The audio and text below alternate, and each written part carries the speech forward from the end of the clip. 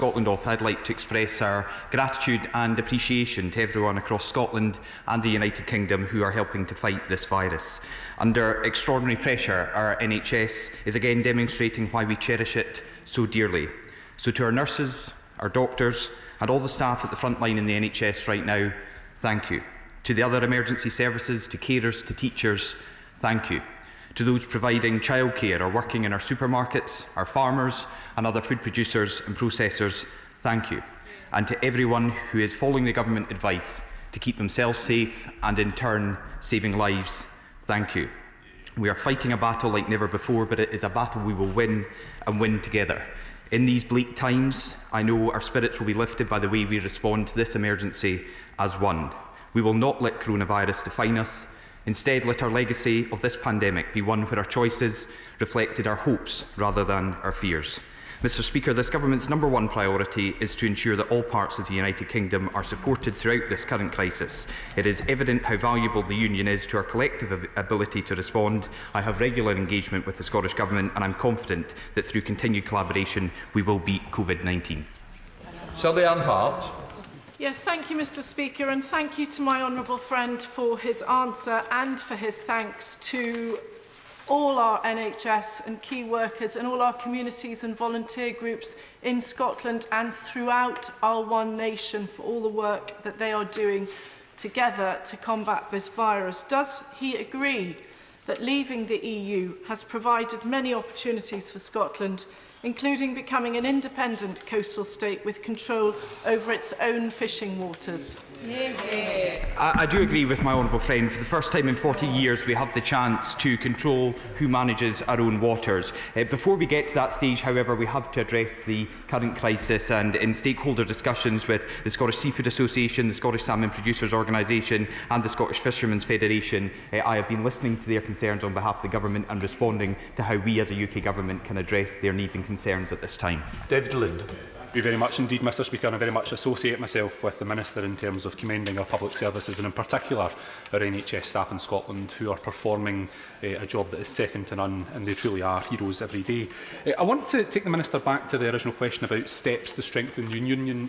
For 2.5 years, myself and the Honourable Gentleman from the City of Chester served on the Parliamentary Constituencies Amendment Bill Committee, fighting against this Government's attempt to reduce the number of seats in this House from 650 to 600. I welcome their screeching U-turn on that, but can the Minister tell me if there are any plans to guarantee 59 seats in Scotland going forward? The honourable gentleman will be aware that the statement that was made by the Minister from the Cabinet Office yesterday guarantees the seats across the United Kingdom will remain at 650, and I am sure your question has been heard by the Cabinet Office, and I am in regular discussion with the Minister, and we will be discussing that going forward. Robin Miller. Question number 2, Mr Speaker. Thank you, Mr Speaker. And I'd like just to start by endorsing the words and amplifying the words of my fellow Minister earlier. I have regular discussions with the Chancellor and all of my Cabinet colleagues on how government can help Scotland and the rest of the UK through these unprecedented challenges. And that includes the extra £1.9 billion in a cash boost for Scotland on top of that already announced in the budget, which will bring the COVID-19 funding to nearly £2.7 billion for Scotland. This is on top of a raft of UK-wide measures such as mortgage holidays and loan guarantees. Robin Miller. Thank you, Mr Speaker. I think the four nations approach which has been taken to this response to COVID-19 is really demonstrating again the strength of the Union. Would the Minister agree then that these bonds which run so deep, this relationship which is so strong, it can't be summarised simply in a division of responsibilities or a simple transfer of funds?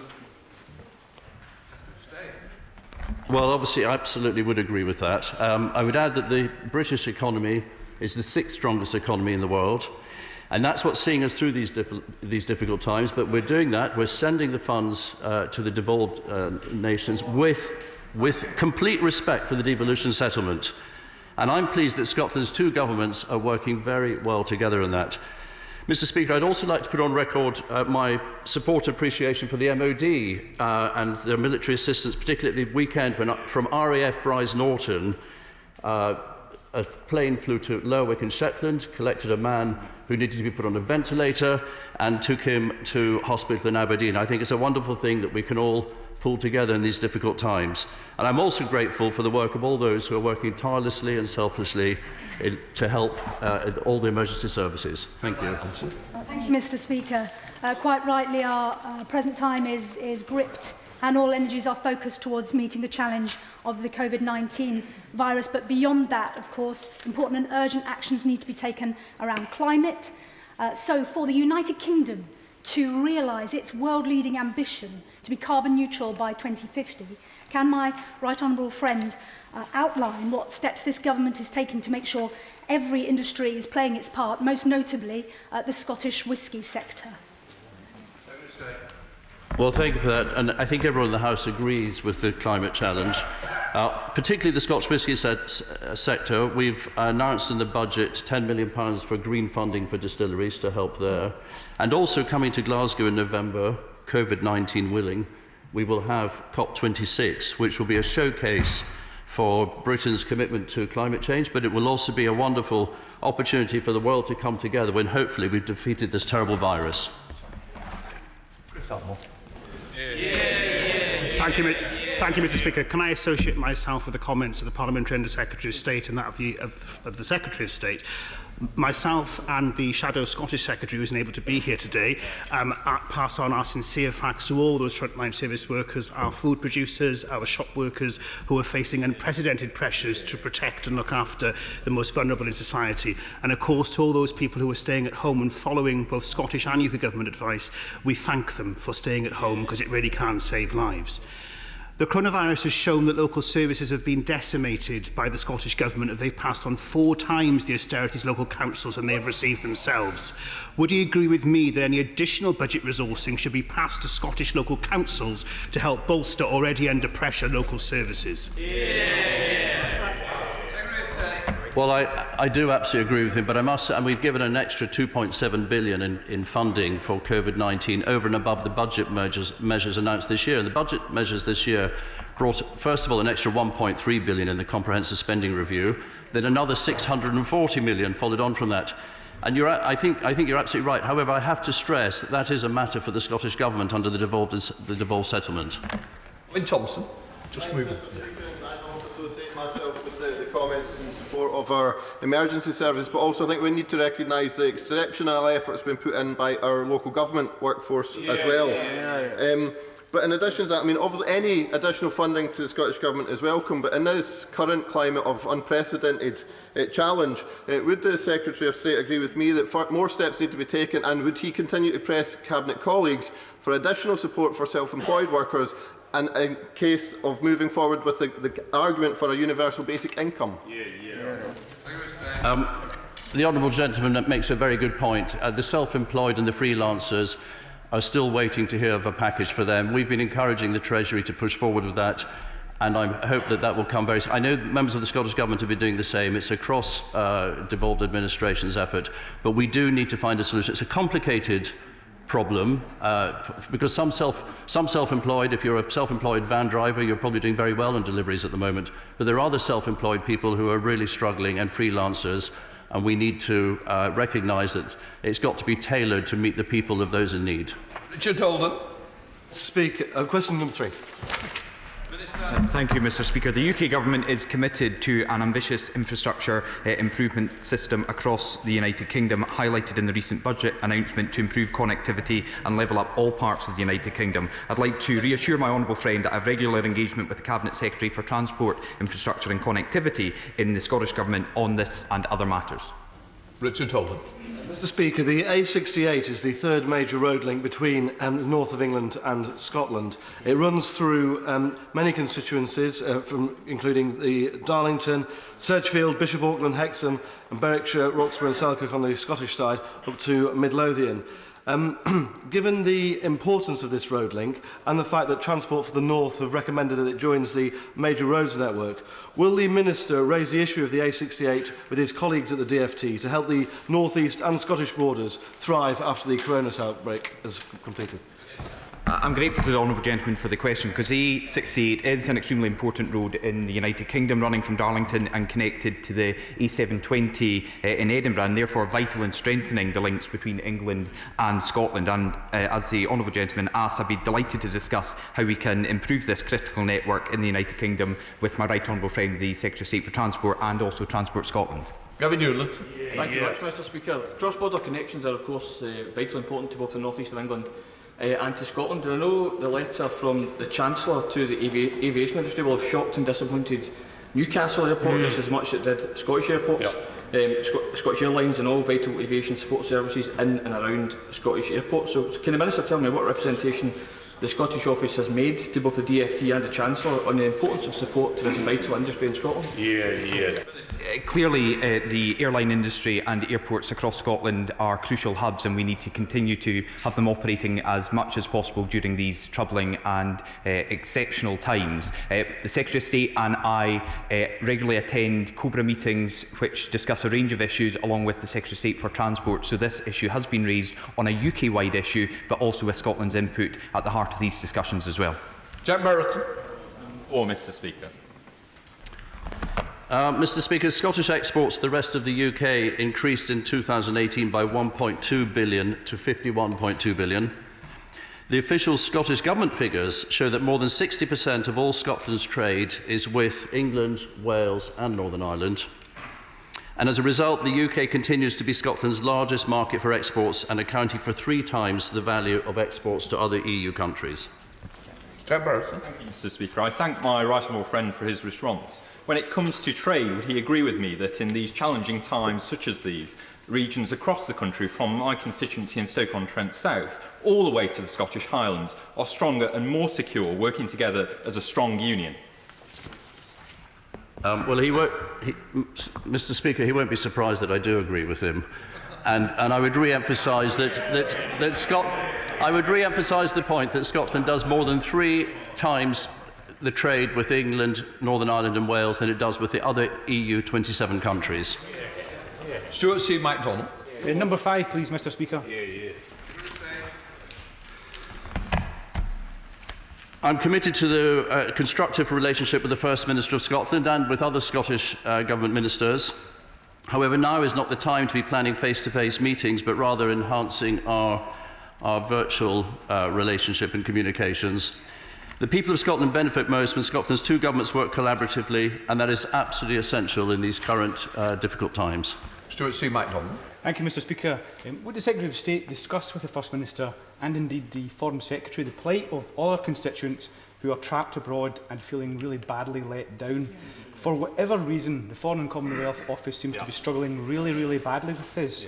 So perhaps it is time for other government departments to help and get involved in ensuring that our constituents can come home. Thank you, Mr Speaker. You raise a very important point. I think we've all had in our parliamentary inboxes cases of people who are trapped abroad. I had, I think, 5 or 6 cases from New Zealand and Australia only yesterday. I raised them with the Foreign Secretary. The Foreign Secretary did make a statement on it. We are hoping to bring people back, for instance, keeping some airline hubs open. The Prime Minister of Singapore has kindly agreed to keep Singapore open for that purpose. But the Foreign Office is coming up with a plan, and I would encourage all British nationals to register with the High Commission in those countries or the embassy, get the name on a register and get on a list for when we're able to organise those flights. Patrick Grady. Mr Speaker, on behalf of all of us in the Scottish National Party, I would associate our thoughts and comments with those of the Junior Minister and extending thanks to everybody who is helping us get through this crisis. Many of the people in the NHS, the care sector, the delivery drivers, the people stacking the supermarket shelves are European nationals, and it turns out that these are not low-skilled, poorly paid people. These are essential people who are helping us get through this crisis, and I hope the Secretary of State would reflect on that. There are also many people in Scotland who have come to our country to seek asylum and refuge, and many of those have medical expertise and other skills which could help their adopted communities through the coronavirus crisis. So will he discuss with the First Minister and the Home Secretary how and when the right to work can be granted to these asylum seekers who want to help make a difference to our society, not just through this crisis, but permanently?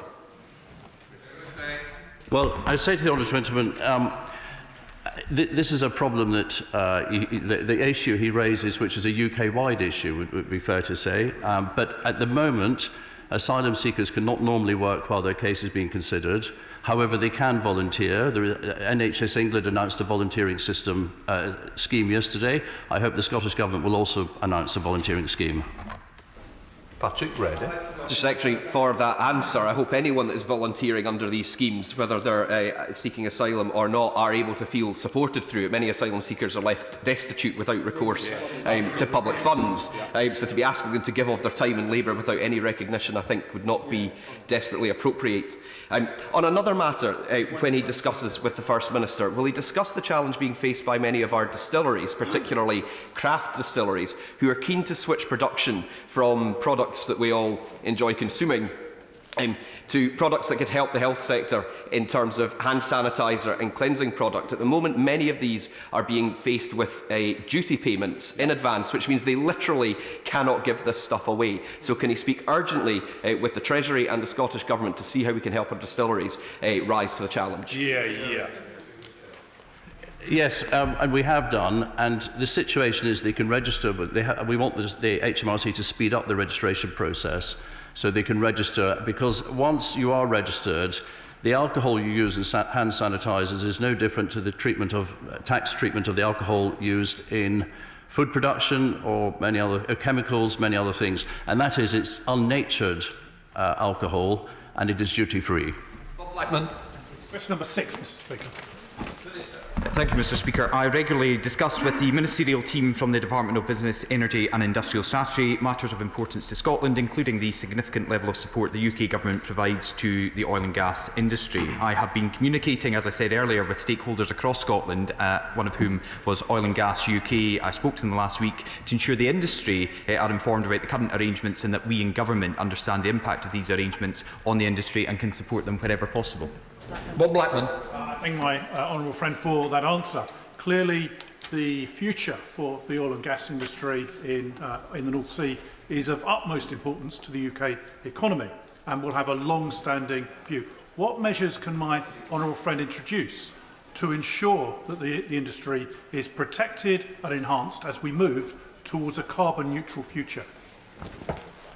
Well, I wholeheartedly agree with my honourable friend's assessment, and it is crucial to continue to support the oil and gas industry in the transition to net zero. That's reflected in our manifesto commitment to work with the sector on a transformational sector deal. The oil and gas sector are already assessing what could form part of this deal through its Roadmap 2035, which addresses how the industry can be part of the solution to the challenges that the transition to a net zero economy will bring.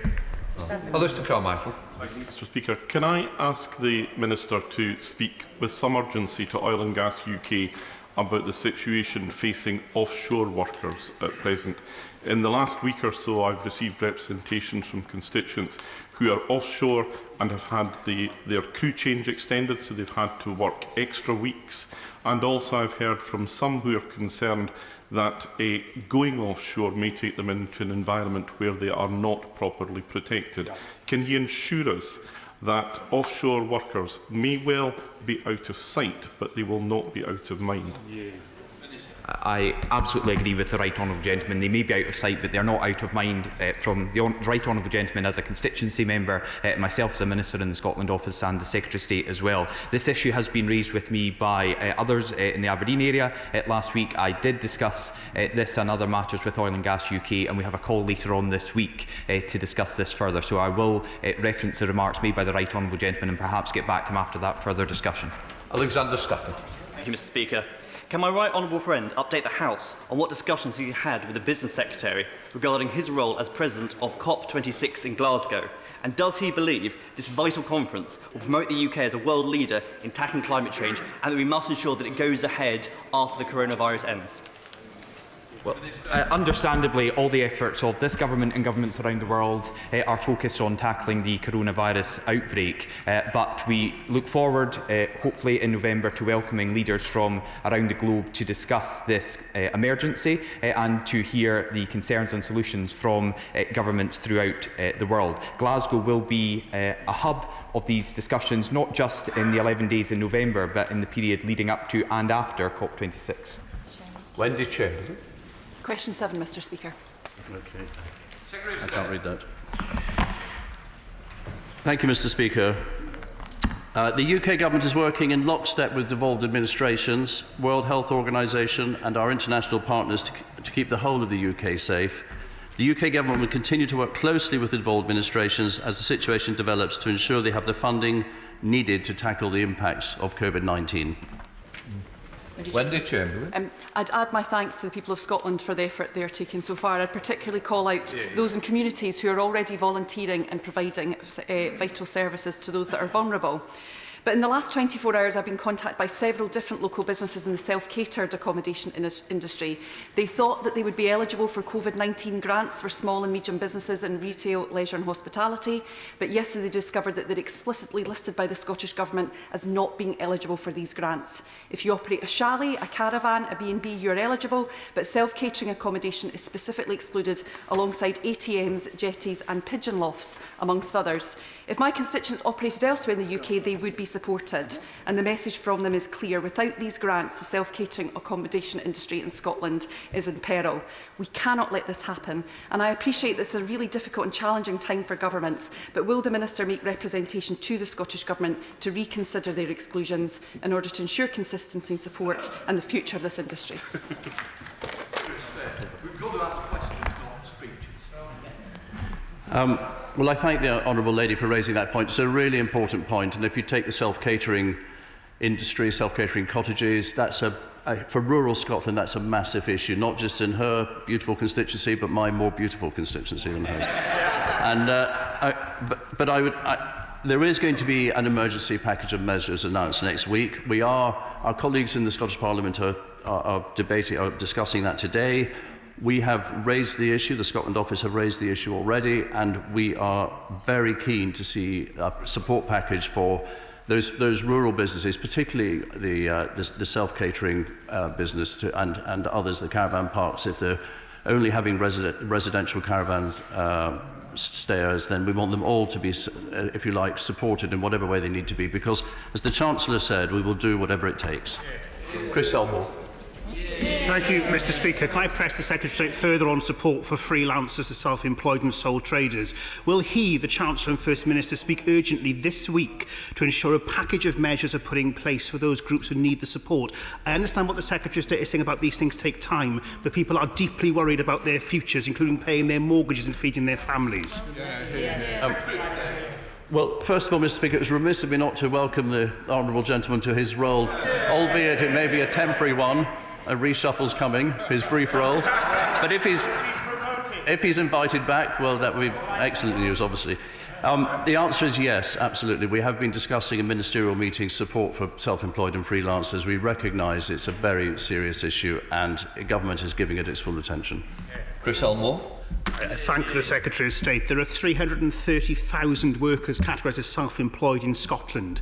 These workers need reassurance quickly from the UK Government. The Irish Government has announced a new flat-rate extra payment to those who are self-employed of €350 a week. That, I'm sure he would agree, would be a start while a full support package put into place. The reality is, Mr. Speaker, while the self-employed in Scotland or anywhere else in the UK have no guarantees to protect their income, they will continue to work, putting themselves and others at risk. I urge the Secretary of State most sincerely to press the Chancellor to ensure a package is delivered and quickly. Well, as I said before, I know that the Chancellor has been looking at many schemes, not just across the European Union and around the world, and it is absolutely about timing, and I would hope the Treasury will be making an announcement very soon on this. David Dewey. Mr. Speaker, can I associate myself with the remarks of my right honourable friend and others, recognising the health, the emergency services and public services in general, but also add the volunteers and community groups that are active in Banff-and-Buchan and elsewhere in Scotland and around the United Kingdom.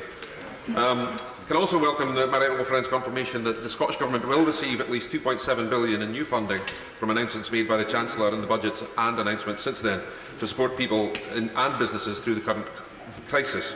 And can I ask him what discussions he's had with the Scottish Government to use that funding to support the rural and coastal economy in Scotland, particularly businesses in the food supply chain? Yes, thank you, Mr. Speaker. You're absolutely right. The rural economy in Scotland desperately needs support, and the money that will flow from the strength of the British economy, from that huge $330 billion of loans, guaranteed loans for businesses, for the $2.7 billion of extra funding that comes through the Barnett consequentials, and also, now that my right honourable friend, the Prime Minister's here, as you mentioned, agriculture, only last week, the convergence funding that he rectified in discussions with me when he first came into office, the $160 million, the first tranche of that was paid to farmers in Scotland only last week. So we are right behind the rural economy in Scotland. This government will do what it takes to support the economy and get us through this. Dean Russell. Mr. Speaker, will my right honourable friend, the Prime Minister, and the whole House join me in paying tribute to the former MP for Watford, Tristan Garrell-Jones, who passed away yesterday? Sorry, I'm asking. Sorry, I'll hold it off. Thank you. Apologies.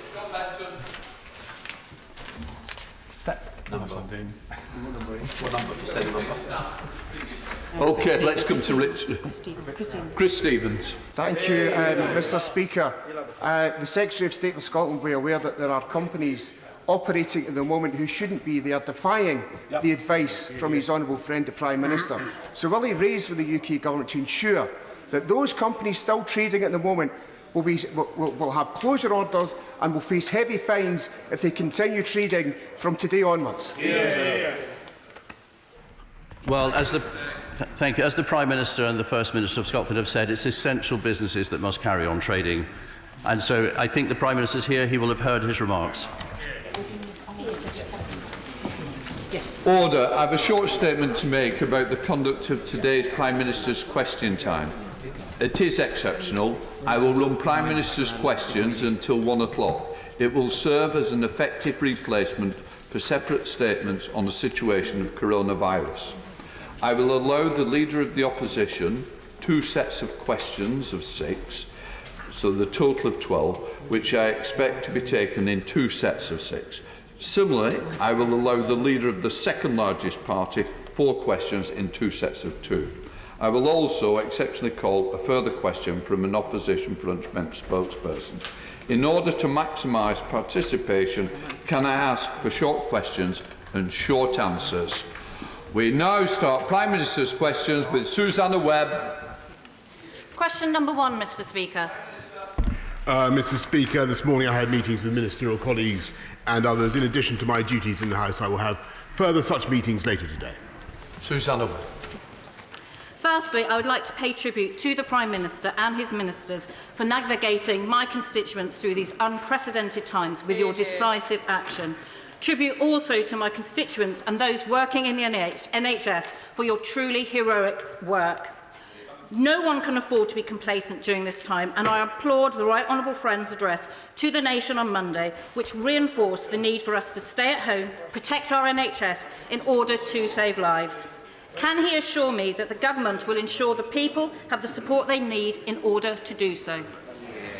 Mr. Speaker, I fully echo her tribute to our amazing NHS workers, and it is in order to protect them and to help them that we are taking the extraordinary measures that this country is, and I repeat my advice to the nation, which is to stay at home, protect our NHS and save lives. Jeremy Corbyn. Thank you very much, Mr. Speaker, and thank you for making the best arrangements possible today to ensure that as many members as possible can ask questions, but also that the Government is held to account, which is what the function of Parliament is. Many more people will be mourning the loss of loved ones as a result of coronavirus this week. Our hearts go out to all of them and to those suffering from the disease at the present time. Across our country, people are working day and night to keep us safe, fed and warm. Our wonderful NHS staff, police, firefighters, prison and probation workers, teachers, civil servants, local government staff and social care. All of them are showing the value of public service. They are the unsung heroes, keeping the transport system running, the post delivered, utilities running, and our supermarkets properly stocked. I'd like to pay special mention to one group that are usually ignored, forgotten, and decried as unskilled workers: cleaners. All around the country and in this building are doing their best to keep our places hygienic and safe.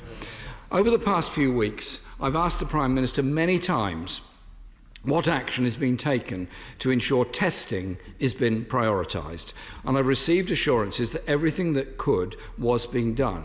Yet, Mr. Speaker, a leaked email shows it was just 3 days ago that the Prime Minister wrote to UK research institutes to ask for help, saying there was no testing machines available to buy. Why wasn't this done weeks ago, if not months ago, when the government was first warned about the threat of a global pandemic, and what action is now being taken to get testing machines? Mr. Speaker, perhaps I could begin by pointing out that this is the Right Honourable Gentleman's last Prime Minister's questions, and it would be appropriate, I think, for me to pay tribute to him for his service to party and indeed to the country over the last 4 years in a very difficult job.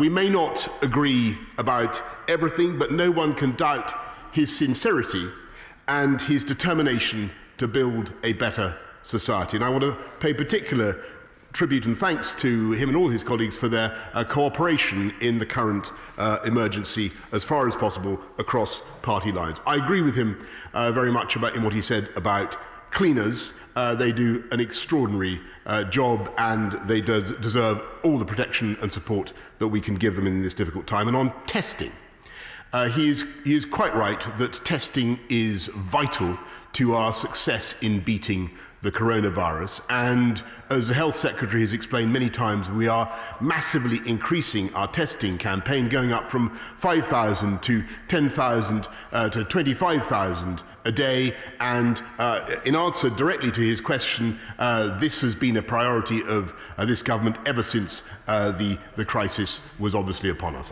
for weeks and weeks. Jeremy Corbyn. I thank the Prime Minister for his very kind remarks. I believe in a decent, socially just society. And he was talking as though this was a sort of obituary. Just to let him know, my voice will not be stilled. I'll be around, I'll be campaigning, I'll be arguing, and I'll be demanding justice for the people of this country and indeed the rest of the world. We can only protect the health of us all, Mr. Speaker, if we protect the health of our carers. Yet the charity Sue Ryder, who provide care to people with neurological conditions, have said that their workforce is depleting daily as they have no access to tests. When will all the social care staff have access to regular testing? They are very, very important and obviously very, very vulnerable in this crisis. He's entirely right. I don't want to repeat what I've just said, except to say that social care staff, in common with NHS staff and indeed other public sector workers, need to be tested as fast as possible. And the answer to his question is we will do it as fast as possible. Jeremy Corbyn. Obviously, if they have to self-isolate because they suspect they have the disease and can't get a test, then their work is lost for a week. And obviously those that need the care and support don't get it at that time. There are reports that care homes workers are being turned away from supermarkets in relation to priority shopping, not being allowed to buy more than certain items that they desperately need to feed their residents. What is the Prime Minister's plan for making sure that care workers can get the vital food and supplies they need for the people that they're caring for? Well, Mr. Speaker, as he can and the House can imagine, we've been in regular contact with all the retailers, all the supermarket chains. I had a conversation with all of them a couple of days ago, and they were absolutely determined to ensure that key workers do get time in supermarkets. If there is a particular problem, I will raise it with them again. Jeremy Corbyn. I hope the Prime Minister will, because care workers are on the front line looking after the most vulnerable people within our society, and keeping our care homes safe and well should be and must be an absolute priority. The Prime Minister has been saying for quite a long time that NHS staff will get the equipment they need, yet the Healthcare Supply Association, just get that, has been forced to use Twitter to ask DIY shops to donate protective equipment to NHS staff. This is an appalling situation. When will NHS staff, social care staff and community nurses and all other staff relating to healthcare get the PPE equipment they absolutely, desperately need? Well, Mr. Speaker, I can tell him, and he's absolutely right to raise this issue. I know this has been a concern, and we had a long meeting on it this morning, but I'm assured that not only are the stocks there now, the Army is now distributing the supplies to all the NHS staff, all the hospitals that need it, and in the last 24 hours, they have distributed 7.5 million pieces of equipment. Jeremy Corbyn. It's important they get it, because yesterday 77% of NHS chiefs who responded to a survey said that the lack of staff testing and staff shortages were the two biggest areas of concern for them. Last week, the Prime Minister stood in this chamber at the dispatch box and said that he would, and I quote, protect private renters from eviction. He absolutely said that. Yet, some renters will be getting eviction notices as early as next week. The Prime Minister appears to have gone back on his word. So will he now finally absolutely ban evictions for 6 months in line with the renewal period of the emergency legislation which is going through its parliamentary process at the moment? He raises a very important point about the need to protect renters, which is why I answered in the way I did last week. We've actually gone further now, as he knows, by lifting up the local housing allowance to the 30th percentile of median rents, which will be very important for many people on low incomes across the country. But we are also, as he knows, making sure that no-fault evictions are no longer legal, and that is part of the bill. Well, unfortunately, this isn't what the reality is on the ground, as many of my colleagues will point out. We are getting constituents in touch with us who are being threatened with eviction now because they are in rent arrears, because they cannot work because of the shutdown over coronavirus. Can we just be absolutely clear, and will the Prime Minister make sure it's legislated that nobody can be evicted during this first 6-month period of this emergency from the private rented sector? I'm going to continue my questions shortly, Mr. Speaker, in the second part of this session. But I just want to ask this question to the Prime Minister. Many British people abroad feel a bit abandoned by their government, with many fast running out of medicines, with the host countries in lockdown, flights being cancelled, accommodation cancelled, and insurance either about to expire or not covering the much needed costs until they're able to return home.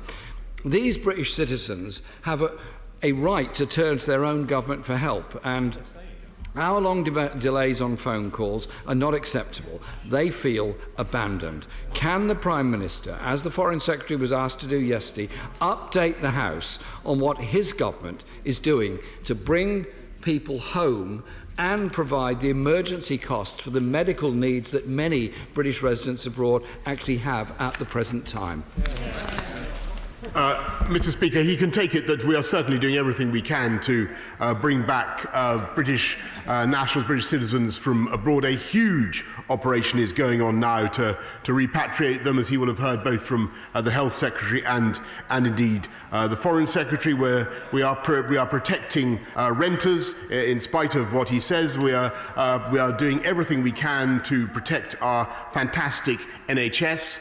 We are putting, as a society now, we are doing and as a country, we are doing a quite extraordinary thing, which is for the first time in our history, to get through this crisis, we are putting our arms as a country around every single worker, every single employee in this country. And it is a quite it is a quite unprecedented step, and he will be hearing more. And I know there are concerns about the self-employed, but he will be hearing more in the next couple of days from my right honourable friend, the Chancellor. I can tell him that, and I think he said something the other day about this, how this country would come through this experience changed for the better. And there he and I completely agree. And we will get this country through this crisis with these exceptional steps. And I can tell him that we will do absolutely everything that it takes. We will do whatever it takes to get our country through it together. We will beat it together. But the most important advice I can give him as he retires to his I'm delighted to hear he's not retiring. And I think that'll be warmly welcomed by his successor. The most important thing we can all do is stay at home to protect our NHS and to save many thousands of lives. Bradley.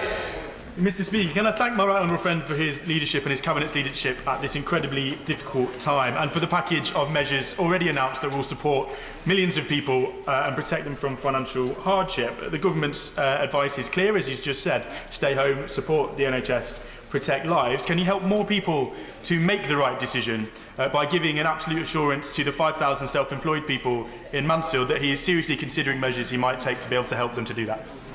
Well, I thank my honourable friend very much for raising that, and he's entirely right. I know that thought, as the right honourable gentleman, the Leader of the Opposition, has just said, that's uppermost in people's minds. We've produced a quite incredible package to support the businesses and the workforce of this country. We do need to ensure that we protect the self-employed as well, and he'll be hearing more about that in the next couple of days. Yeah.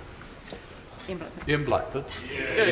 Thank you, Mr. Speaker. And I must say, in response to the question from the Leader of the Opposition, we all need to do what we can to bring all our people home, and it needs to happen now. Mr. Speaker, the Prime Minister said that the UK is putting its arms round all our workers. I hope that will become the case, because as of today, it's not. This morning, the Resolution Foundation estimated that 1 in 3 people in self-employment, a total of 1.7 million workers, are now at risk of losing their income. In Scotland, that means that 320,000 self-employed people are deeply concerned about the jobs and the families they support. Last Friday, the self-employed were promised by the Prime Minister and by his Chancellor that help was coming. Only yesterday, the Chief Secretary to the Treasury told them, "We have not forgotten you. Help is coming." These are the same promises that have now been made for weeks, and yet they and we are still waiting. Can the Prime Minister now explain why a package for the support for the self-employed wasn't put in place before we announced the lockdown? Well, Mr. Speaker, as he will understand, we've done a huge amount already to strengthen the safety net for everybody in this country, and not just those currently in employment, as I say, with a package so that they get 80% of their earnings up to £2,500 per month. This country has never done anything on that scale before. And we've increased the universal credit by £1,000 a year, as he knows. We've deferred income tax self-assessments for the self-employed until July. We're deferring VAT until the next quarter, as he knows. There is access to government-financed loans, but there are particular complexities about the self-employed which do need to be addressed. They are not all in the same position, and all I can say is that we are working as fast as we possibly can to get the appropriate package of support for everybody in this country, and that is what we're going to do, and we will get through it together. Blackford. Mr. Speaker, the Prime Minister knows that we want to work with him on this, but there is frustration because we've gone into lockdown and workers are without income. This is an emergency. The truth is that the health and economic costs of this virus are deepening by the day. People deserve strong leadership, financial support, and they deserve straight answers. As we stand here, these people are losing their incomes. Telling them to wait another day simply isn't good enough. In Norway and Denmark, wage support schemes have already been extended to cover the incomes of the self-employed. In Germany, there's a €50 billion programme to ensure the self-employed don't go bankrupt. In Ireland, the self-employed are eligible for a special pandemic payment of €350 a week. The Scottish Government has written to the Chancellor asking him to expand the jobs retention scheme he announced last week to include the self-employed. Can the Prime Minister confirm that when the Chancellor eventually does announce measures, there will be parity and equality of support between the already announced jobs retention scheme and the new scheme for the self-employed? They must not be left behind, Prime Minister. Mr. Speaker, he's making a very important point, and I totally share his desire to get parity of support. I would just remind him that we have extended mortgage holidays. We are giving all sorts of help, all sorts of interest-free loans to everybody across the whole country. There are particular difficulties with those who are not on PAYE schemes, as I think the whole House understands. We are bringing forward a package to ensure that everybody gets the support that they need. That's the way to get this country through it. But if I may say so, the better we tackle the epidemic now, the more vigorously we're able to suppress the disease now, the faster we will come through it. And that means, yes, it certainly means testing, but it means staying at home, protecting the NHS, and thereby saving lives. Jen Stevens. Thank you, Mr. Speaker. Wolverhampton has sadly already seen many cases of COVID-19, and I'm sure the Prime Minister would like to join me in thanking all the staff at New Cross Hospital in my constituency. Would he also thank the many volunteers coming forward to help their neighbours in Wolverhampton, but also say to the few people who are trying to flout the advice to stay at home that their actions will cost lives? Prime Minister. Mr. Speaker, I would indeed like to thank all the staff at New Cross Hospital in Wolverhampton for everything that they're doing. I thank everybody in the NHS across the whole country. And just since yesterday, when we asked for volunteers to come forward, we've seen a huge number of people, 170,000 people, asking to volunteer to do whatever they can to support, and tens of thousands of doctors and nurses coming back to our fantastic NHS. And I pay tribute to every one of them. Some of them, I may say, Mr. Speaker, in this House of Commons. Given the critical incident there last week, and tragically that it has recorded one of the highest levels of deaths so far, the Prime Minister will understand that there is considerable concern about the situation at Northwick Park Hospital that serves my constituents and many others.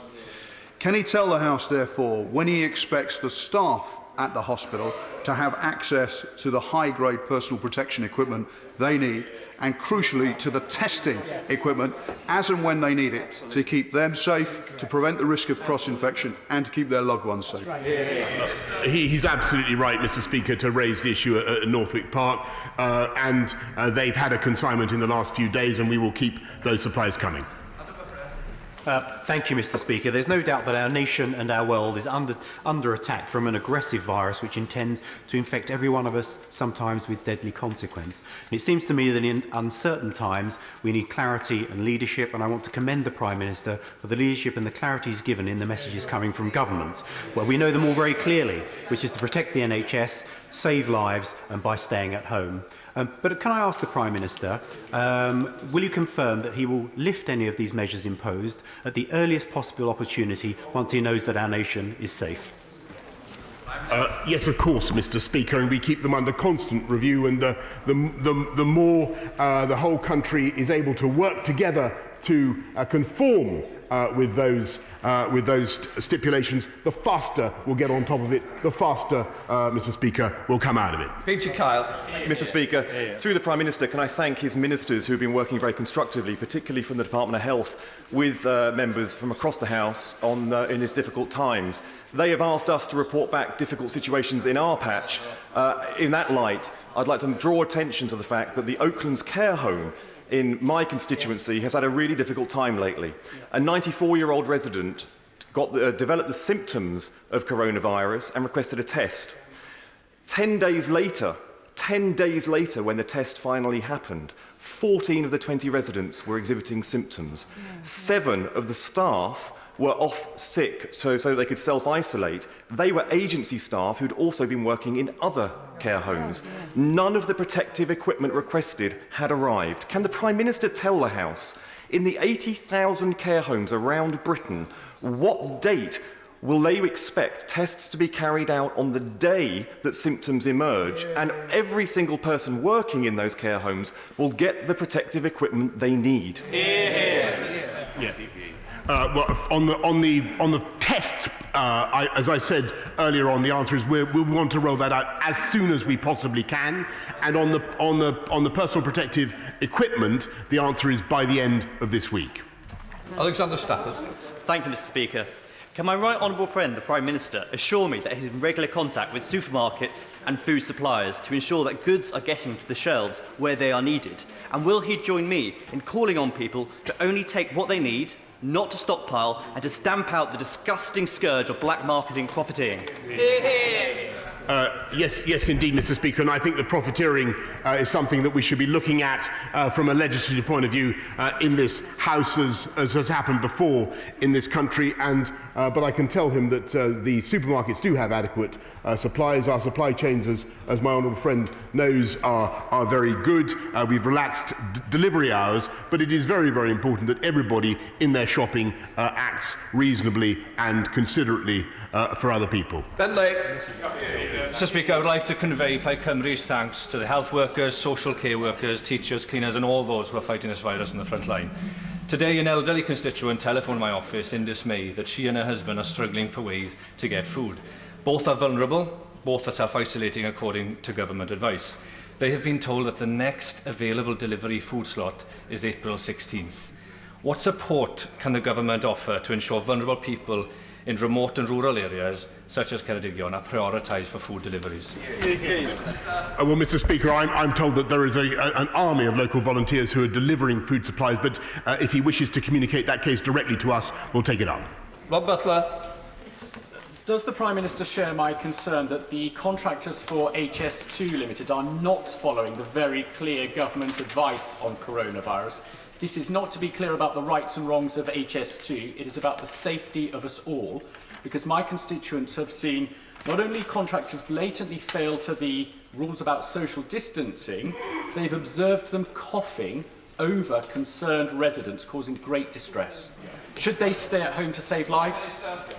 Mr. Speaker, we've been very clear that everybody should work at home if they possibly can, and construction should only take place in a way that is in accordance with Public Health England and industry advice.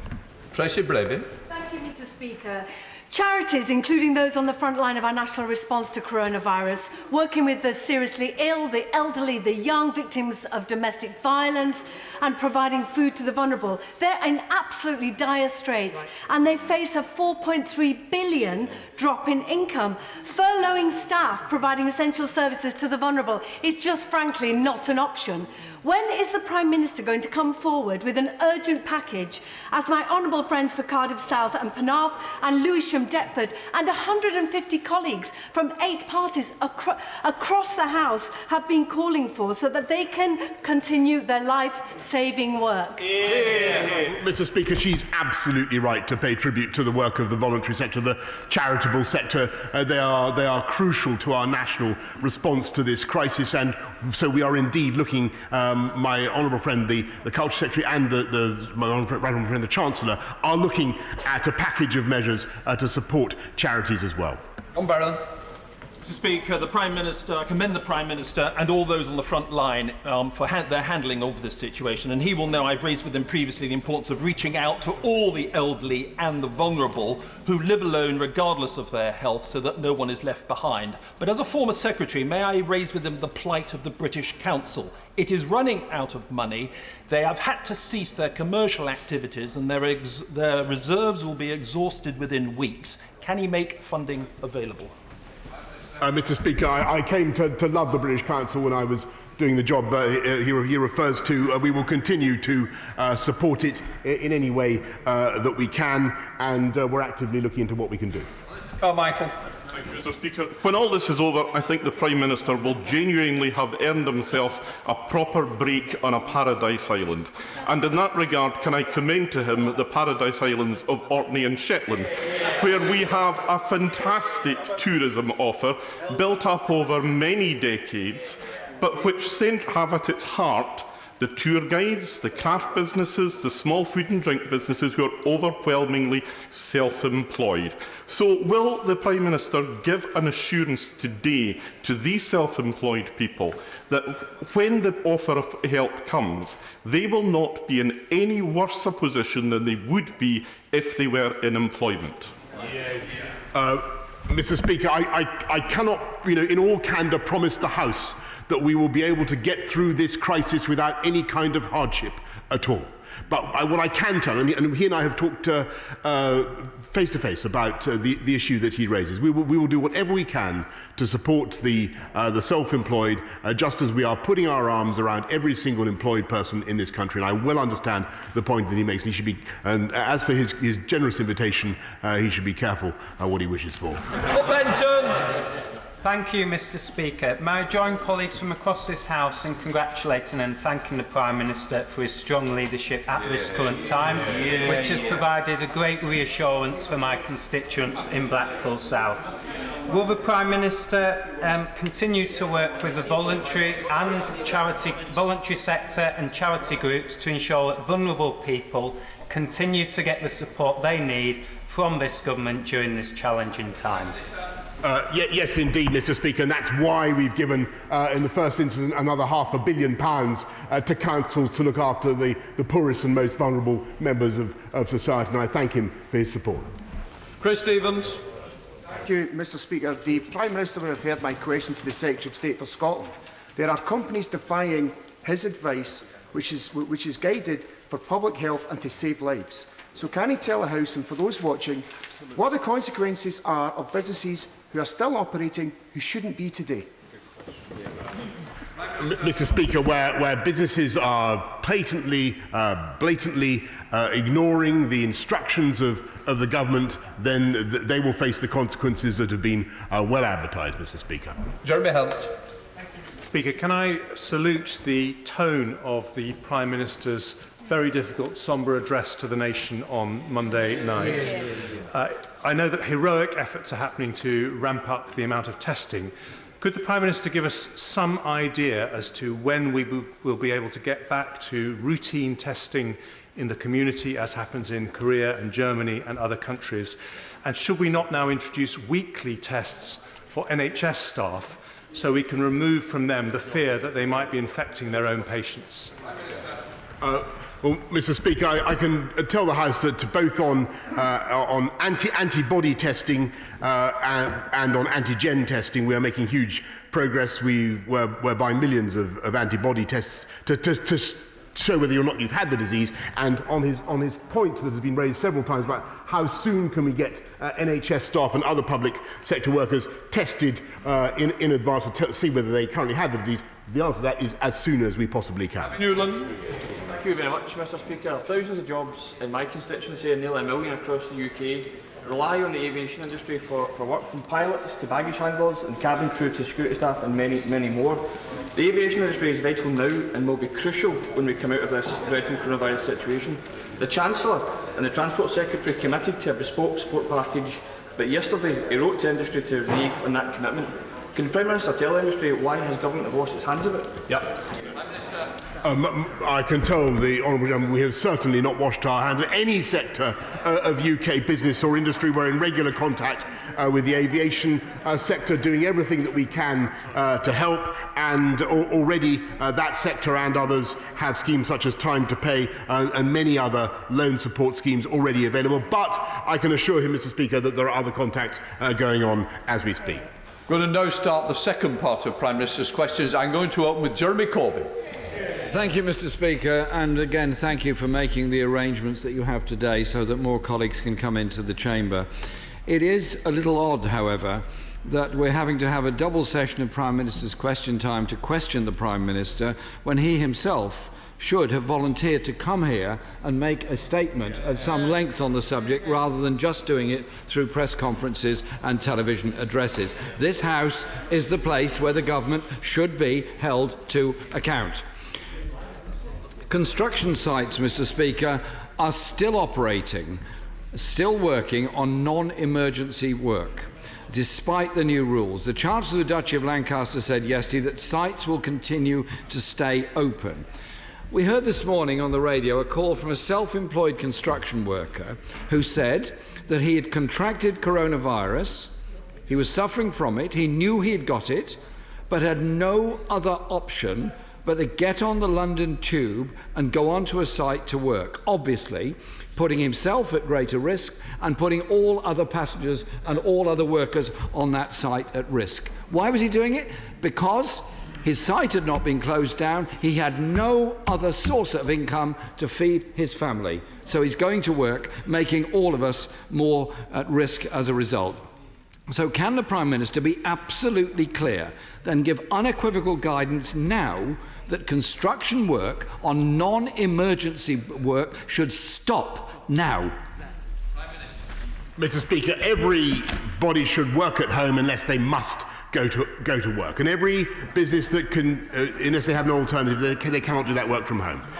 If a business is continuing, a construction company is continuing, then clearly they should do so in accordance with the guidance of Public Health England, and they have a duty of care to their employees.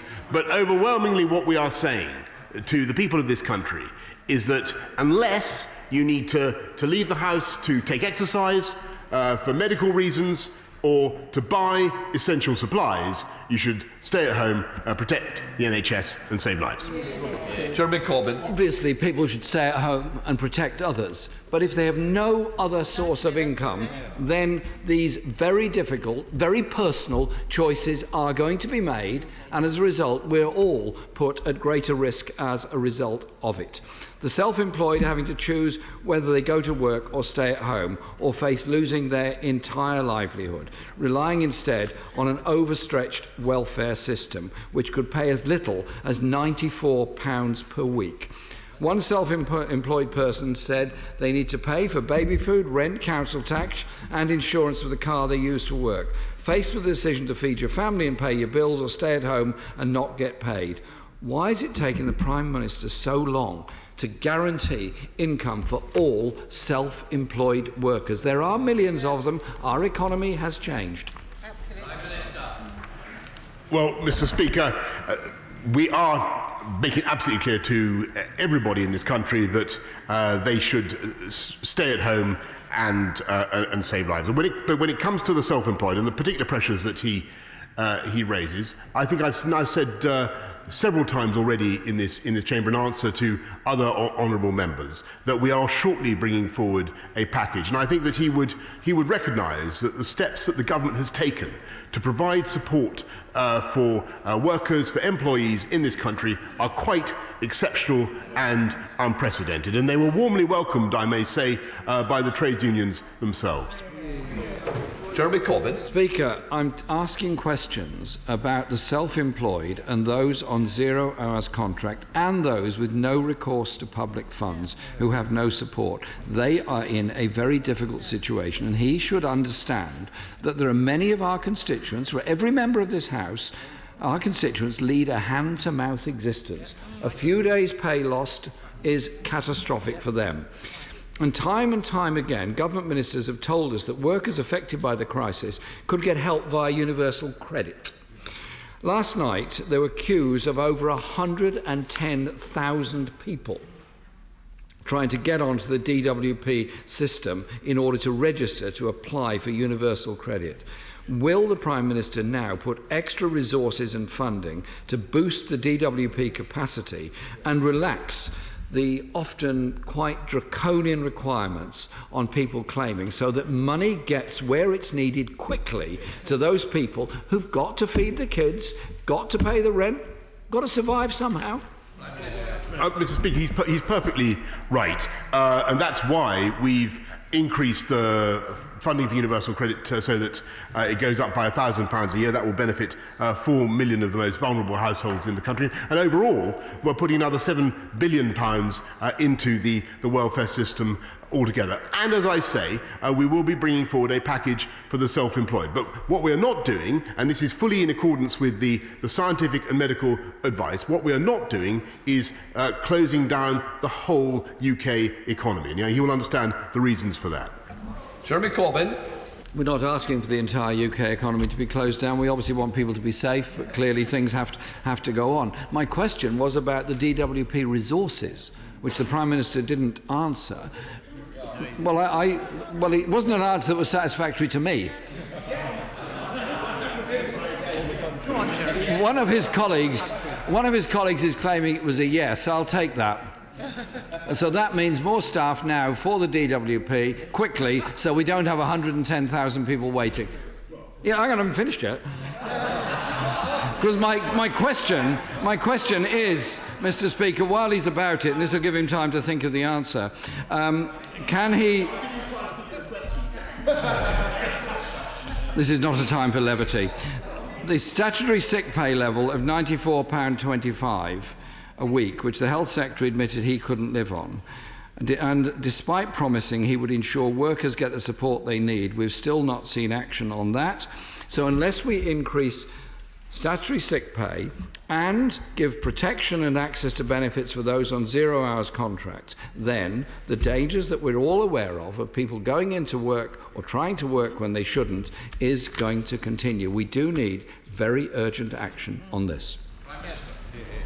Mr. Speaker, he's absolutely right. This is not a time for levity. It's a time for serious action and a serious response to the crisis. And that's what he's seen from this government. And that's why from day one we insisted that statutory sick pay should be payable from day one. That's why we've advanced universal credit. And just to repeat the answer I gave a moment ago, Mr. Speaker, we've increased universal credit by £1,000 a year. That will benefit 4 million people of the poorest families in the country. And yes, we do want to see... I pay tribute, by the way, amongst the many fantastic workers in this country, not just in the NHS, not just in social care, but of course in the teaching profession, but in the DWP itself. They're doing an incredible job. They're facing huge new demands. They're doing an outstanding job. And yes, we will support them. And that's why we're putting another £7 billion, as I said just now, Mr. Speaker, into our welfare system. I don't want to appear totally negative, Mr. Speaker, but it would be better if the whole place had been better staffed in the first place. But I'll take it for what the Prime Minister said, that there's going to be an increase in DWP staff in order that people can access universal credit more quickly. Mr. Speaker, it's quite right that Parliament is virtually closed today, and it's right that the Prime Minister and Cabinet Ministers continue to deliver daily public information sessions, and that is absolutely correct. However, I understand it's going to be possibly some time before the House meets again, and there has to be scrutiny of what governments do. That is what Parliament is for. That is what oppositions exist for. And so I'd be grateful if the Prime Minister could indicate how, over the weeks until Parliament opens again, he's going to put himself open to some form of scrutiny, electronic, whatever it happens to be, so that Parliament can hold government to account because of the levels of stress and concern of all the constituents that we represent. Well, Mr. Speaker, the Honourable Gentleman is entirely correct. I think the way we've tried to handle this crisis is to be as open and transparent as we possibly can with all our working, all our thinking, and I will work with you, if I may, Mr. Speaker, about how we can make sure that Parliament is also kept informed throughout the recess. Jeremy Corbyn. Thank you, Mr. Speaker. All I can say to the Prime Minister on this is, please make sure you make yourself available for scrutiny by this House and by everybody else, because we represent people who are desperately worried about their health, about their economic well-being, and if you're living in a small flat and you're told to isolate and you have a large family and a large number of children, the levels of stress are going to be huge. The levels of stress throughout our society are huge. It's up to all of us to do what we can to reduce those levels of stress and obviously bring this whole situation to a conclusion as quickly as we can. So we need clarity, not confusion. We need delivery, not dither. This crisis shows us, Mr. Speaker, how deeply we depend on each other. We'll only come through this as a society through a huge collective effort. At a time of crisis, no one is an island. No one is self-made. The well-being of the wealthiest corporate chief executive officer depends on the outsourced worker cleaning their office. At times like this, Mr. Speaker, we have to recognise the value of each other and the strength of a society that cares for each other and cares for all. Well, Mr. Speaker, I really want to do nothing else except to associate myself fully with the closing words of the Leader of the Opposition. And I think that what this country is doing now is utterly extraordinary. We are coming together as a nation in a way that I've not seen in my lifetime to help to defeat a disease and to help save the lives of many, many thousands of our fellow citizens. And we all understand that that will involve a sacrifice. But we're gladly making that sacrifice. And the most important point I can perhaps make to the House today is that that sacrifice is inevitable and it is necessary. But the more we follow the advice of the government, the more strictly we obey the measures that we have put in place, then the swifter and more surely this country will come back from the current crisis, the better we will recover.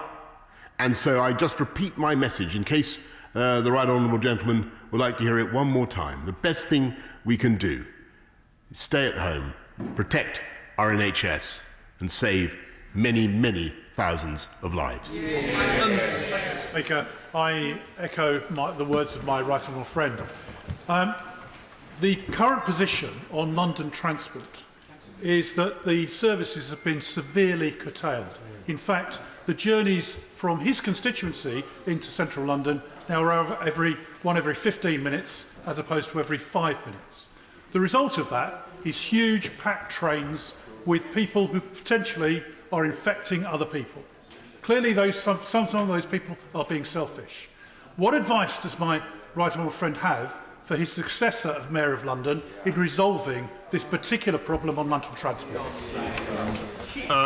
Well, Mr. Speaker, the Mayor of London, I can assure him, I understand very well the job that the current mayor is doing, and my own view is that we should be able to run a better tube system at the moment. We should be able to get more tubes on the line. But we will do whatever we can.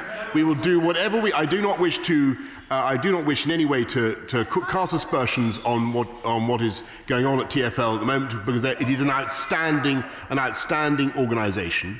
What we will do is give the Mayor every support and help that we can to help him through what seem to me to be his present logistical difficulties. Thank you, Mr. Speaker.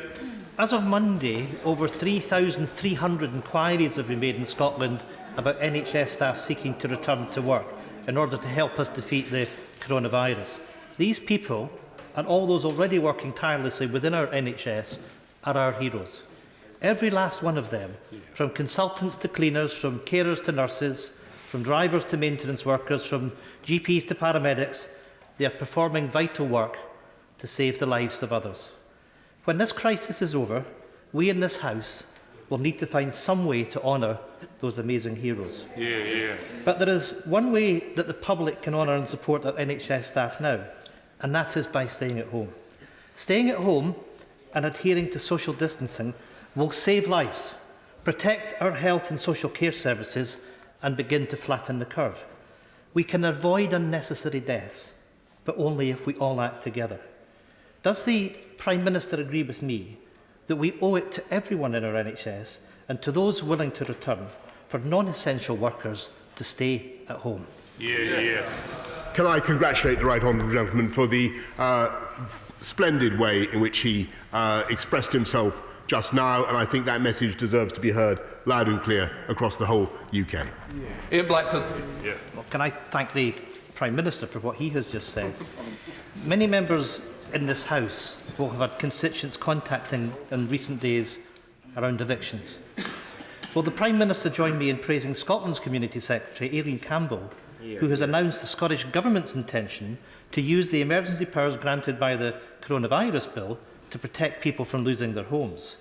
The Scottish Government's plan to impose a 6-month ban on evictions from private and social rented accommodation are as welcome as they are necessary. And will the Prime Minister also join me in sending a message out from this House that in times like this, we need a truly loving and compassionate society? No one, Mr. Speaker, should be facing the threat of evictions at a time of national emergency. Will the Prime Minister send out that message today?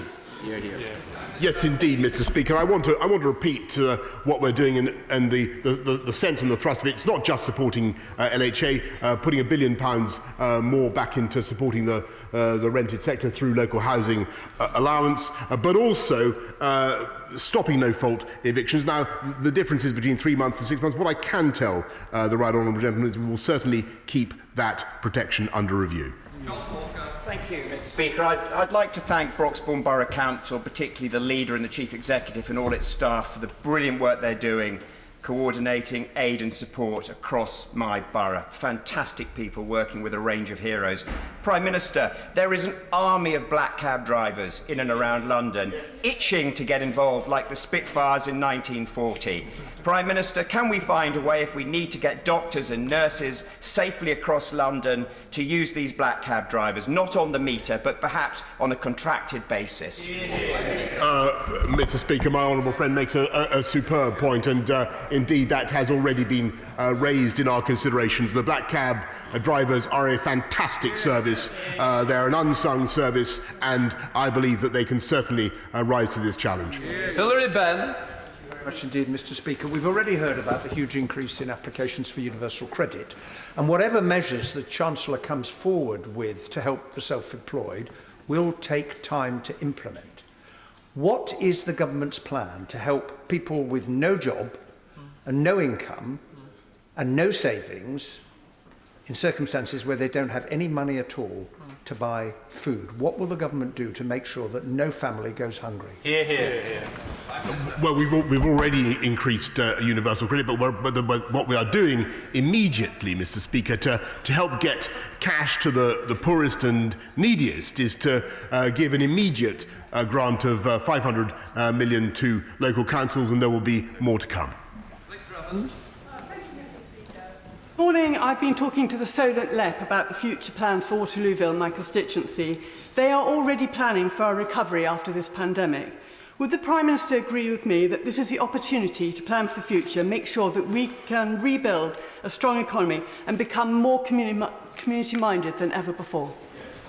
I do believe that this country will emerge better and stronger from this experience, and I can certainly tell my honourable friend that a great deal of thought is being given now to the lessons we need to learn from this crisis and how we can turn them to the advantage of the British people in the future.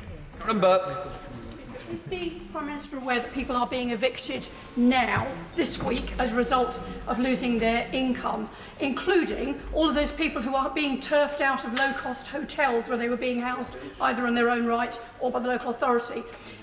Is he aware that all his emergency legislation will do is defer evictions for 2.5 months, storing up a problem further down the line? Can he tell us now what he is going to do to fulfil his government's commitment in full that nobody will lose their home as a result of this crisis? Hear, hear. Mr. Speaker, she's totally right to raise. Of course, the bill comes into force, I believe, later today, or as soon as their lordships have finished with it. But as I said in answer to the leader of the SNP, we will keep the 3 month. It is 3 months, not 2.5 months. The 3 month period under review.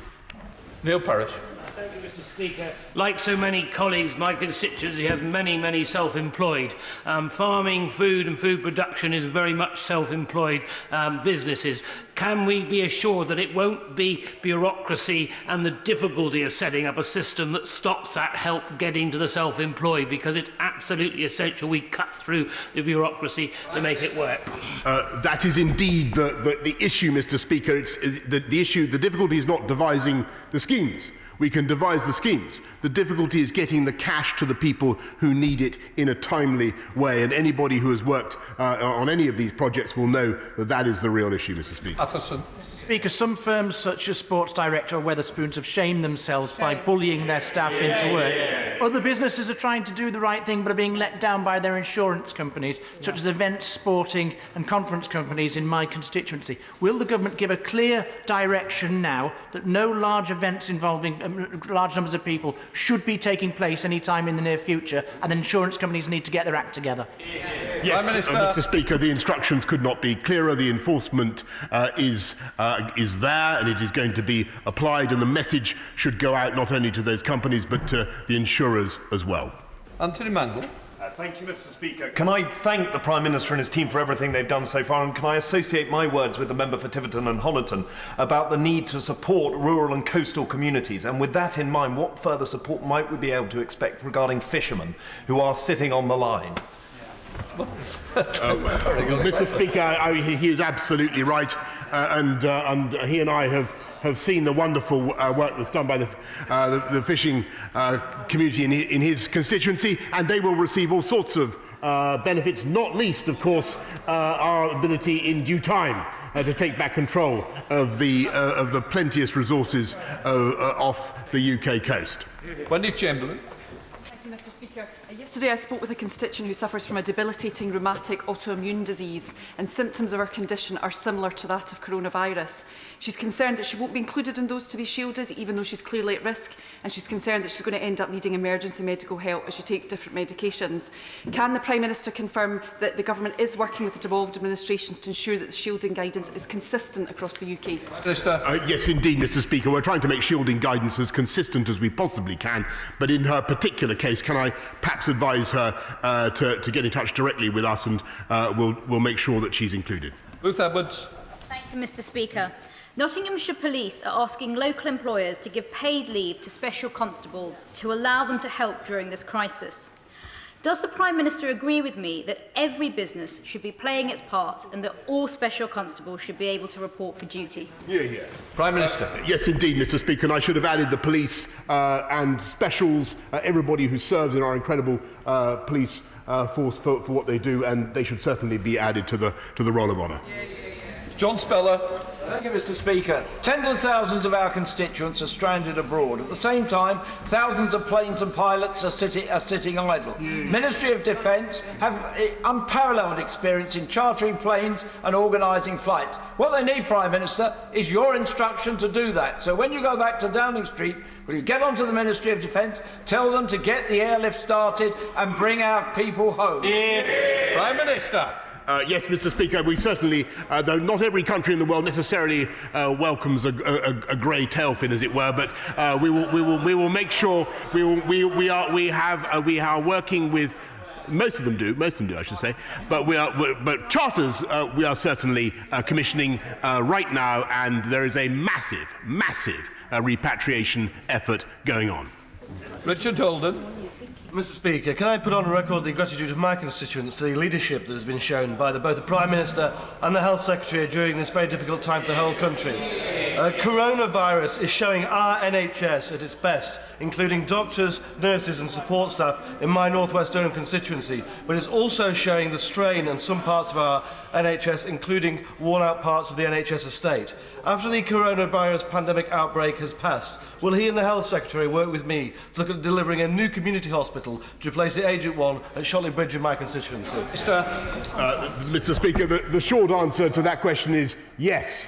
The long answer is this government is in no way undimmed in its ambition to continue record investments in our NHS and build 40 new hospitals, Mr. Speaker. Stuart C. MacDonald. protect us all from coronavirus, we need to protect the most marginalised, and that includes asylum seekers, those whose asylum claims have been refused, and all who are prohibited from having access to public funds by Home Office rules. So will the Prime Minister encourage the Home Office to urgently and radically reform its policies so that everybody can access the support and accommodation they need to get through this crisis? Prime Minister. Mr. Speaker, this country will look after all the most vulnerable in society in the way that we always have, and the groups that he mentions will certainly receive the Home Office funding that they need and deserve. Tom Hunt. Thank you very much, Mr. Speaker. The police will play a role in policing the social distancing guidelines outlined earlier this week. This will put an extra pressure on limited police resources, and my concern is that certain criminal elements might look to exploit this moment of national emergency to push their own insidious agenda. Will the Prime Minister promise me and my constituents that we will come down like a ton of bricks on those such individuals? Prime Minister. Yes, indeed, Mr. Speaker. The early signs are that criminal activity is not up, is in fact down at the moment, but we will come down like a ton of bricks on anybody who seeks to exploit the situation. Thank you, Mr. Speaker.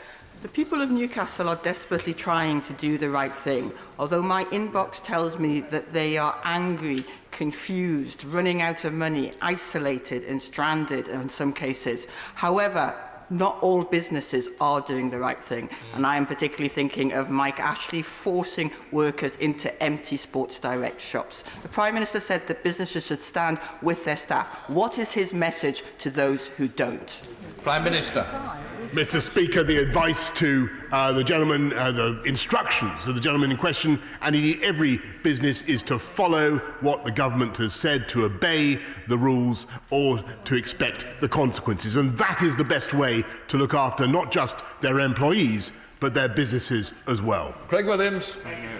Can I welcome the Prime Minister's approach with devolution? Wales has two governments, and his mature and the Welsh Government's approach has meant we've delivered fast legislation and efficient help.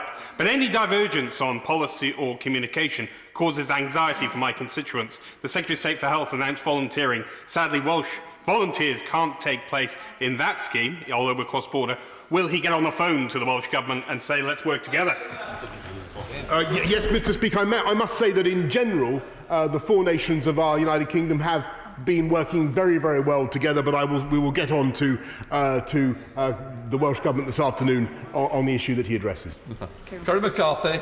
Thank you, Mr. Speaker. In Bristol, we're desperately trying to replace free school meals for children with home provision and other provision, but there's been real problems with the supply chain. How can we make sure that those providing those meals, including Andy Street at Feeding Bristol, I really want to pay tribute to, can get hold of the food that they need so that kids can get good, healthy food while they're at home?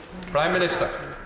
Yes, Mr. Speaker, I thank her. She's given me an opportunity to say once again that it is our schools, our teachers, everybody who works in the schools who are dealing with an incredibly difficult situation, looking after the pupils of key workers, helping to keep our country going at a very difficult time, and the administration of free school meals, supporting kids who need free school meals, is an absolute top priority of ours. We are working at the moment on a voucher scheme.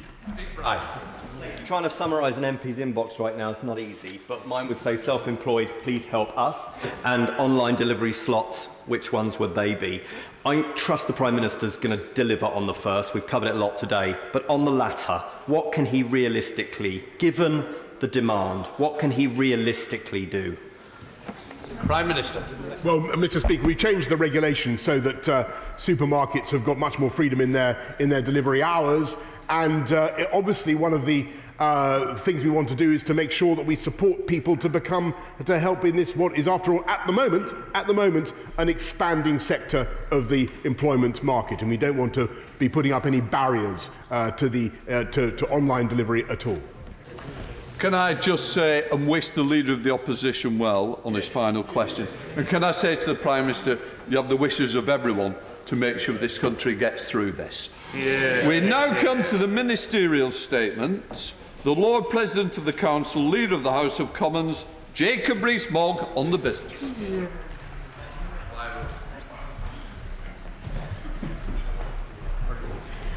Mr. Speaker, the business for the week commencing the 20th of April will include Monday, the 20th of April, the House will not be sitting. Tuesday, the 21st of April, second reading of the Immigration and Social Security Coordination EU Withdrawal Bill. Wednesday, the 22nd of April, second reading of the Finance Bill, followed by motion relating to the membership of the Liaison Committee, followed by motion relating to the membership of the Scottish Affairs Committee. Thursday, the 23rd of April, debate on a motion on errors in payments made to victims of the Equitable Life scandal, followed by debate on a motion on human rights in Kashmir. The subjects for these debates were determined by the Backbench Business Committee. Friday, the 24th of April, private members' bills. The provisional business for the week commencing the 27th of April will include Monday, the 27th of April, consideration in committee of the Finance Bill, day 1. Tuesday, the 28th of April, continuation of consideration in committee of the Finance Bill, day 2. Wednesday, the 29th of April, Opposition Day, 8th allotted day, there will be a debate on a motion in the name of the Scottish National Party. Thursday, the 30th of April, business to be determined by the Backbench Business Committee. Friday, the 1st of May, the House will not be sitting. Honourable and right honourable members will appreciate that I am announcing business as if this were business as usual. I am grateful to parliamentarians and parliamentary staff for coming together to support the completion of emergency legislation essential to fight against COVID-19, including the Contingencies Fund Bill that will allow expenditure of £260 billion on account. Once the Coronavirus Bill and the Contingencies Fund Bill receive royal assent, and subject to the House's agreement, Parliament will rise for the Easter recess later today. It is obviously important that Parliament is able to sit after the recess. Further discussions will therefore continue within Government, with the parliamentary authorities and with members to ensure Parliament operates safely for all those who work here. The legislature must be able to continue its vital democratic functions of conducting scrutiny, authorising spending and making laws, including the Finance Bill. Whilst my business statement is made with the aim of bringing the House back as normal on the 21st of April, we will continue to keep the situation under review in line with medical advice, and I will make further announcements about the plans for business when we return as necessary. Valerie Vars. Thank you, Mr. Speaker, and can I thank the Leader of the House for his statement. Can I start by wishing Prince Charles a speedy recovery? I know he's tested positive for coronavirus, and our gracious sovereign, who's also in self-isolation. It was good that Prince Charles was able to have a test. A lot of our frontline staff don't have that test. I wonder if the leader could ensure that, and I know the Prime Minister said earlier he wants to protect the NHS, they need protecting, they deserve our gratitude. Could he do all he can to ensure that tests are available for them? He will know that the front bench of our party and other opposition parties are working constructively together, and I hope that will continue while we go into recess. Many of the fiscal measures have come through because our constituents have contacted us to ensure that we put their cases forward. Some of them are absolutely desperate. I am slightly concerned about his 21st of April caveat, and I know he will do all he can to ensure that Parliament returns on the 21st. We know that we are able to operate, albeit with a skeleton staff.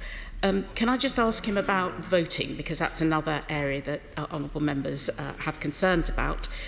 We need to hold the government to account. He's the first, I'm sure, to agree. We found new ways of voting during the Brexit debate, so I wonder if those negotiations could continue through the usual channels, because clearly that the House and voting arrangements, it has to reflect the wishes of the House. I've raised with him the possibility of questions. We know that questions aren't answered during recess, and in the light of your statement, Mr. Speaker, there is no way that the staff currently the civil service can cope with 60 questions at a time. We don't ask for that, but given this is unusual at times, whether it's through questions or perhaps an MP's hotline, more MP's hotlines may be the way forward, but if he could possibly look at the way that urgent questions can be answered. Could I just ask him about the Boundary Commission report, which was published as a written statement yesterday? That is going to be decided by order in council. Now, he and I both know that it's not a matter for the gracious sovereign to be involved in a political decision. I wonder if he could ensure that any oral statement comes back to the House so that the House can decide on that. I'm tempted to say I've received an email from, but I want to pay tribute to the Leader of the Opposition and thank him for all his work, and particularly his family and his staff. They've worked very hard. But he must have done something right, Mr. Speaker, because he's seen off 2 Prime Ministers. But finally, I want to thank everyone here, the staff who have enabled us to carry on working here with a reduced staff, to carry on business. And I want to wish every single honourable and right honourable member and their families, I hope they're going to be healthy and safe. Leader.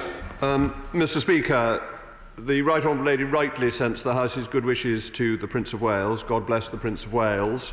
And indeed to the Queen. We will be coming back on the 21st of April, which is, of course, Her Majesty's actual rather than official birthday.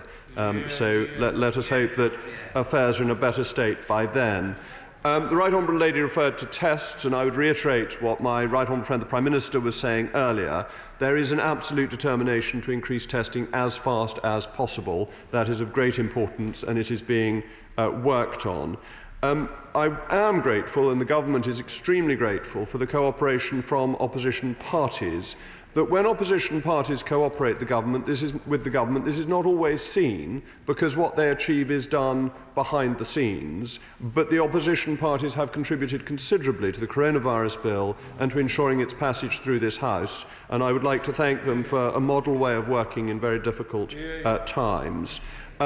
The voting issue, Mr. Speaker, you came up with proposals for how we would vote had we voted this week, which I think was sensible. But yes, there is more work to be done, and we will have to discuss working practices when we get back, depending on how affairs look on the 21st of April or shortly before.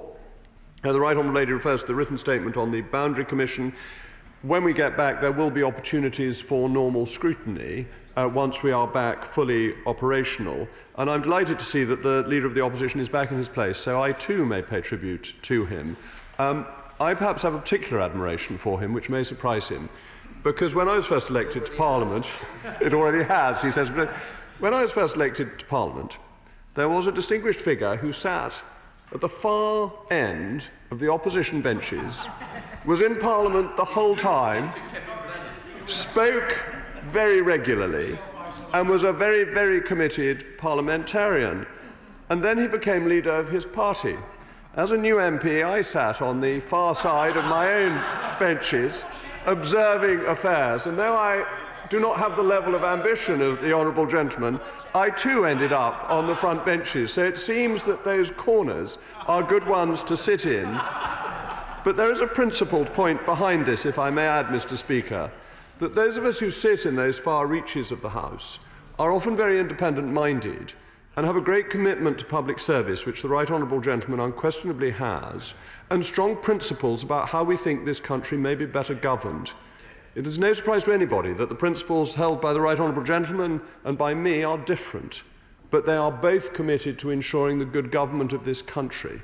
And I think the model he has shown of how a backbench member may make an enormous contribution over many years and may then lead his party with distinction is one that should be remembered. Principles in politics are fundamental to how we do what we do and how we achieve it. So this is a most sincere tribute to the Right Honourable Gentleman, and I note from what he said to the Prime Minister earlier that this is not retirement, it is merely moving to a different part of the front bench in a few weeks' time. I reiterate the Right Honourable Lady's thanks. Well, I understand that's what's been asked for, and ask and it shall be given, seek and you shall find. The Right Honourable Lady is absolutely right to pay tribute to all the people who have kept the House operating, who have done a really terrific job. I think the security teams, the doorkeepers, and as the Leader of the Opposition said, the cleaners have really worked marvellously well to ensure we are operating, and of course the clerks, and the flexibility that is being shown in ensuring that scrutiny may continue via select committees. And finally, the Right Honourable Lady wished everybody good health. it is very interesting. We always ask people how they are, as a normal courtesy, wandering about our daily lives. At the moment when we make this inquiry, we really mean it, and so I too wish everybody good health. Teresa Villiers, but just before, I expect to run this to about 1:30, Teresa. I completely understand the need to send Parliament off for the recess early, but there are, of course, huge questions which are yet to be resolved. Whether it's ensuring that all NHS and social care workers have access to the highest quality PPE consistent with international standards, the massive increase in testing that we need and we've been promised, and of course the fact that I have constituents, and many others do, stranded around the world, including in places like Peru. So can I urge the Leader of the House to make sure that the government lives up to all of its promises on all of those matters, to keep our NHS and social care workers safe and to bring home those who are stranded abroad at this very difficult time? Mr. Speaker, those matters have, of course, been raised with the Prime Minister as well, and it is important to note that in answer to a request from the Shadow Leader, we are going to liaising with other government departments to ensure that we have hotlines for members to call, which may speed up the process of holding the government to account. Patrick Grady. Thank you, Mr. Speaker. And on these benches, of course, we send our best wishes to the Duke of Rothesay as he recovers from the coronavirus. I think we warmly welcome the decision that the House will close for its recess today. It's important that we set an example. We've been doing that in how we sit in the chamber. It's important that we are able now to return to our constituencies and, like everyone else, social distance, stay at home and save lives.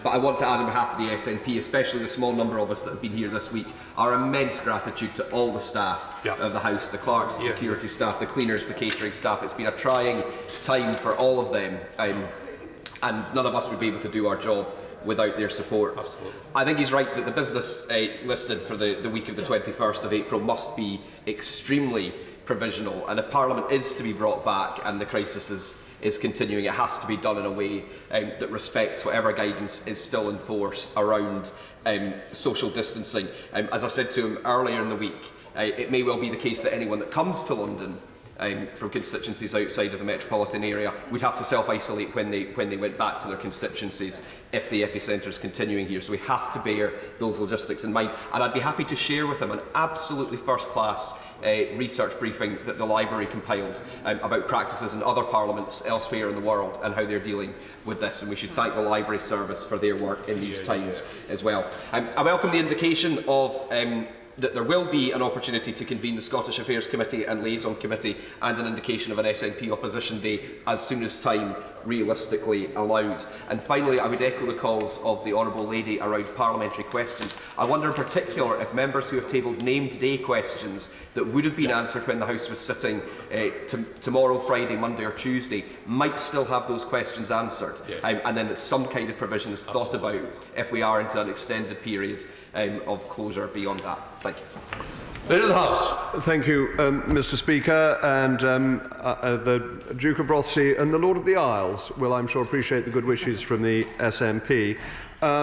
I appreciate his point on the guidance from the library. That is very useful, and the library is a wonderful resource that we have. And as regards to questions, it is important that the government is held to account, and I can assure the House we are looking at ways where questions may be continued. The only caveat that I would add is that ministers are exceptionally busy at the moment, and it is important that people are reasonable in what they ask for. Bob Blackman. Thank you, Mr. Speaker. In these tough economic times for numbers of people, a number of our constituents will be tempted to take a payment holiday on their mortgage. Now, unfortunately, these holidays will not be paid holidays, they'll be unpaid holidays, and the reality is that the interest on those mortgages will continue to accrue and will need to be paid when things turn to normal. The one area which does not seem to be offering any payment holidays whatsoever are our credit card companies, which are already charging exorbitant interest charges anyway, particularly when the Bank of England has slashed interest rates. So can my right honourable friend arrange for the Treasury to do something about this to prevent many of our constituents falling into terrible debt from which they may take years, literally, to recover. Leader of the House.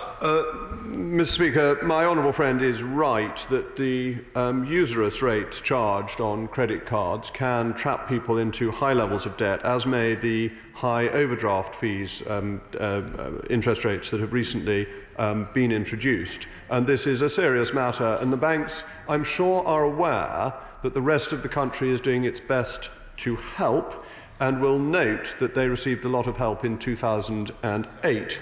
There is a parable about this which I'm reminded of, but Mr. Speaker, time does not allow. Sarah Jones. Thank you, Mr. Speaker.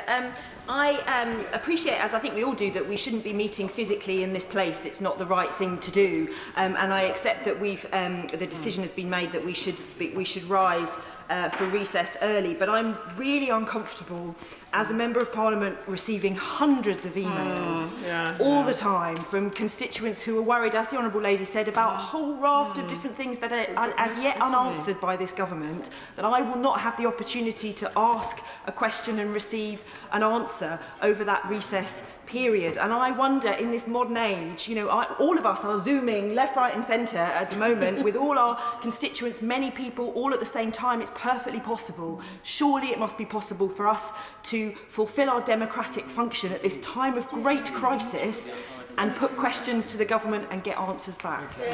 Mr. Speaker, I will make the hotline numbers available for each department as soon as we have them. We've got most of them already. The other thing to remind honourable and right honourable members about is that not every question to a ministry needs to go through a parliamentary question, that they answer to written inquiries, emailed inquiries as well. And if honourable right honourable members have any difficulties getting replies, please contact my office even during the recess, and I will do everything I can to help facilitate speedy answers. Yes, Mark Pritchard. Thank you, Mr. Speaker. The Leader of the House suggested that we'll be listening to the second reading of an immigration bill on the first day back, and with the indulgence of Mr. Speaker, there of course could be urgent questions or statements on that day about the coronavirus and subsequent updates, but those are often time limited. I just wonder whether the Leader of the House would consider us having a day or 2 days to discuss many of the issues raised on both sides of the House in a general debate or something similar on coronavirus and the immigration bill being taken perhaps later. Leader of the House.